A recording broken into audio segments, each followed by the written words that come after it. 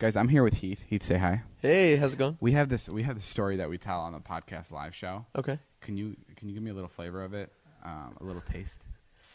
He's never told this to everybody, but your hotel story. Oh my God. Okay, so I was in Vegas. I was working a job, and What were you working as?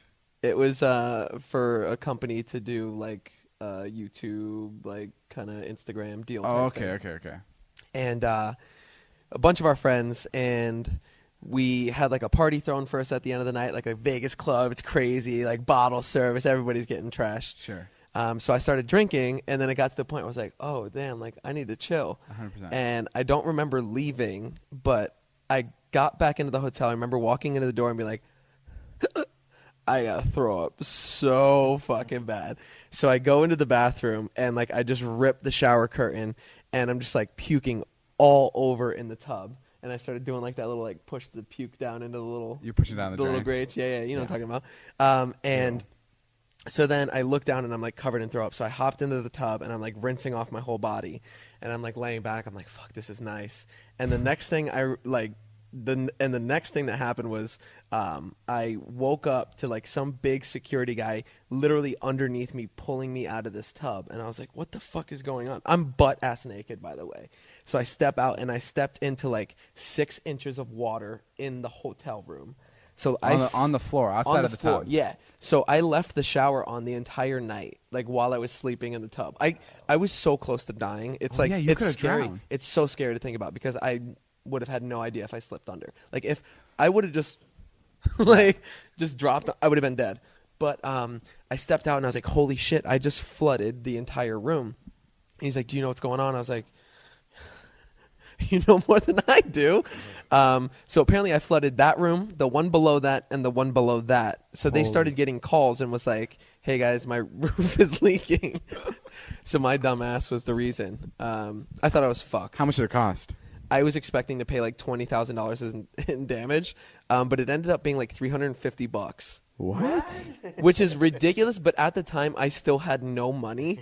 So So it to was me 20. that was an equivalent to like fucking $20,000. That's really good. That's like It's 350. 350,000? No, $350. What? that's pretty good. Yeah, that was probably my worst like. Wasn't drunk there one time experience. you woke up on a stretcher? Oh yeah, that's another one. What was that? I got drunk with some buddies in Fort Lauderdale, and they're like, let's get fucking IHOP, bro. I was like, yeah.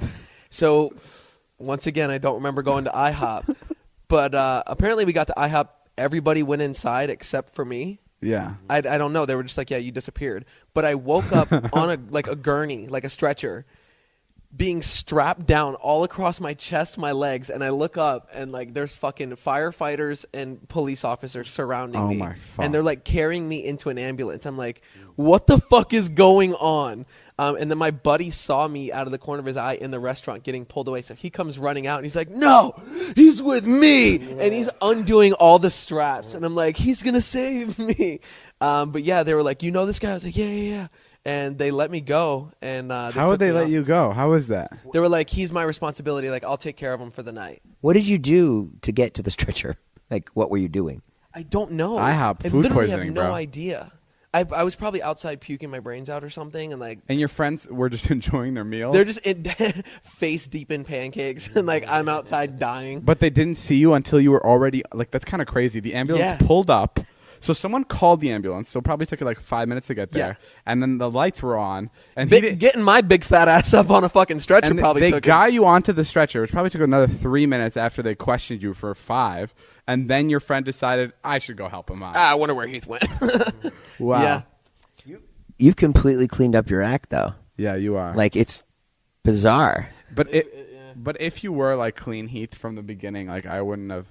Like you helped a lot with my videos, just because Thank you were such a fucking you were mess. such a fucking disaster. But no, you did clean up a lot. Yeah. Like I remember when I was first at when I first met you and Zane were the first like Viners I met. Yeah. And I went to your house and you guys were just making so much money. I mean, you guys were making a lot of money for Viners. For doing Vine videos, we felt pretty good. Yeah, you guys were posting like ads for Badoo. And I remember calling my friends and going like, everyone. I called my mom and my 2 friends, and I was like, everyone is so rich here. Like sometimes I don't even have to pay for dinner because they just take it. Holy shit. And I was so impressed by you guys. Funny how things turn around, huh? What was your What was your first impression of David? Like back, remember when you lived like on Wilshire and David came around? I remember meeting you for the first time because I was talking to Zane on the I DM. asked Heath. It's my first impression, not yours. No, I know, but let me just say this. I was talking to, because you guys had a collab channel. And it was Zane and Heath, and I was talking to Zane, and I always thought you were the scarier one. So I was nervous to meet you because Zane seemed like really nice. You seemed like the more like, oh, like I have drive a truck. Okay, so what did you think of me? So I was scared of your impression. I remember meeting you and being like, "Oh, this kid's actually really cool. Like he's super nice." I remember the first thing you said to me. What? You go, "Hey, what's up, dude?" And I don't know why, but that made me feel so comfortable. Oh, awesome! Sweet. Because you said it in such a nice way, and I expected you to be like, dude. Everybody that meets me, even like people that watch like our videos, they're like, "You are so nice in person." Like Sure. I'm not what people expect. No, I thought you were gonna be a lot scarier, standoffish. But right when I walked in, you were smoking a cigarette on your balcony, and you sounds about right. And you put it out, and you came to shake my hand because I was inside your living room. Like, "Hey, what's up, dude?" I'm like, "Hi, I'm Dave." He's like, "Oh, nice to meet you." And I was like, "Oh wow, fuck yeah, he's cool." I had the same exact impression of Heath when I met him. I thought the same thing as you thought. You thought he was mean? I didn't think he was mean, but I was just like, didn't know what to expect. And then he was so overly nice that you were like, yeah, because you look at his face and you're like, oh, this guy might be a dick because he's funny and he like has a lot of money and stuff. But yeah, you're like so welcoming. So what'd you think? What'd you think of me? I thought you were really nice, and then I remember we were like hanging out in the living room, and then you had like a friend coming into town. And you were like, I got to go pick them up. And I was like, oh, okay. And you're like, do you want to come with me? I was like, yeah, sure. Oh, yeah. And then we like hopped into your like old, the Corolla. The Corolla. And we went to go pick somebody up from the airport. And I was like, what am I doing right now? Like, I just met you. Oh, you thought that was awkward? Well, I just was like. I thought we were fucking getting it on. Dude, I thought we were best friends.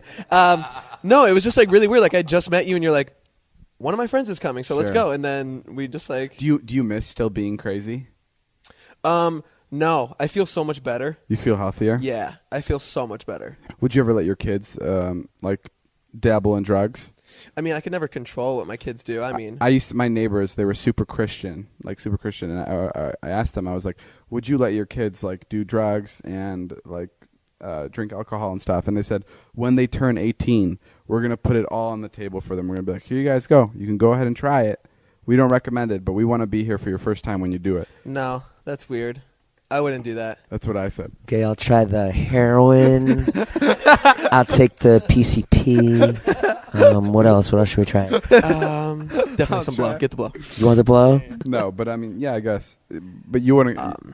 no, I mean, I feel like the whole part of like wanting to try it, I feel is like, so you're doing it with your friends, like... Nobody's gonna fucking sit there and like do heroin in front of their parents. Like that's stupid. I know, but I also feel like if you're a parent, you have to be like really... You have to be like, you can't discipline your kids for not, you can't discipline your kids when they drink. Like you can't be mad at them because then I feel like they're never going to call you if they're in trouble. Yeah. Like if they're drunk. So I feel like you have to be if you're ever fucking hammered, don't be scared to call me, even though you're underage. Yeah. Fucking just call me and I'll pull you out. I called my mom one time to pick me up. What, Jason? Why are you laughing? It's so cute when you like play house like you're a dad. Like, I'm the guy to call. I am a fucking dad. But what? I called my mom once, but like growing up, I never wanted to drink. All my friends were drinking, and I was just like, I don't know. I thought it was stupid because like I saw like the way they acted, and then like one night I just ended up trying it, and I was like, I fucking love this. And then that's how you're. What I always think that you should just tell kids like we do the opposite, which is don't do drugs. But what you should say is, if you do drugs, you're gonna like them. I don't know. If that's so be careful. Yeah. Hey man, drugs are great. So be careful. Maybe. I feel like there's like a better way of saying that. Yeah. I think drugs are addicting is kind of just the best way to say it. Like the way my parents raised me, they weren't like, "Whoa, you can't do all this stuff," but it was just like I knew how disappointed in me they would be, and I am really close with my parents, so I didn't want to let them down. So I moved to California so they could fucking see me doing all those drugs. Once I climbed the roof of a gazebo, and my parents told me to never do it again. And Sure enough. and literally the next day after my parents yelled at me, I was on top of the gazebo when they were walking to the park, and I just they laid eyes on me. I still remember the stroller because my mom was pushing my little brother, and she just looking at me as I'm standing at the top of the gazebo, like the fucking sun is right behind me, and I'm like, fuck, she sees me. And I came down, and she's like almost crying, and she's like, you have broken my trust. Oh, and that that's was the worst. And that was like the worst thing to hear. Yeah. She goes, and my dad goes, trust is the hardest thing to earn back. And and you were probably like young, and you were like, oh shit. yeah, and ever since that, I was like, fuck, I'm never doing anything so fucked up as the climbing this gazebo again. So That's how I'm going to get you from now on. You get really torn up when you let people down. yeah, I'm going to use that tactic on you. you're gonna be like, I'm disappointed. Yeah, you get really torn up. Yeah, I don't like letting people down. Nobody does. Why don't you have Natalie buy a bunch of gazebos back here now, though? So I just climb them all. Check this out, Mom. Everything that my mom wouldn't let me do, I own this gazebo. And there's a ladder that goes straight to the motherfucking top.